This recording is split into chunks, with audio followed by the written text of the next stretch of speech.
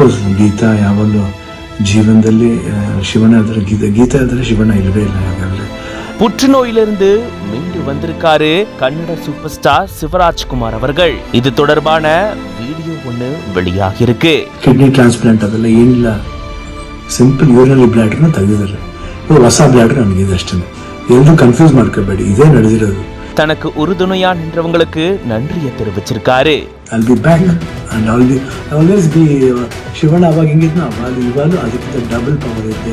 Dancing ಇರ್ಬೋದು, fighting ಇರ್ಬೋದು, look ಇರ್ಬೋದು, ಎಲ್ಲಾದ್ರಲ್ಲಿ ಖಂಡಿತ ನಿಮ್ಮ ಆಶೀರ್ವಾದ ಹೆಂಗಿರೋವರೆಗೂ ಖಂಡಿತ ಇದ್ದೇ ಇರ್ತೀನಿ. ನಿಮ್ಮ ಒಂದು ಈ ಪ್ರೀತಿ ವಿಶ್ವಾಸ ನಾನು ಯಾವತ್ತೂ.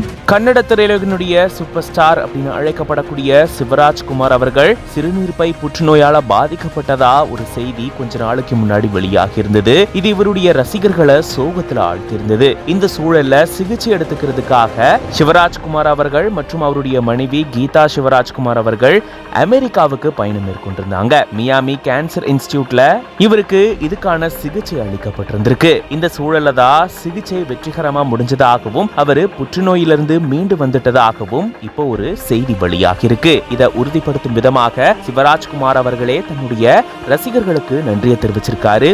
மேலும் இது தொடர்பான தெளிவான விளக்கத்தை அவருடைய மனைவி கீதா சிவராஜ்குமார் அவர்களும் கொடுத்திருக்காங்க.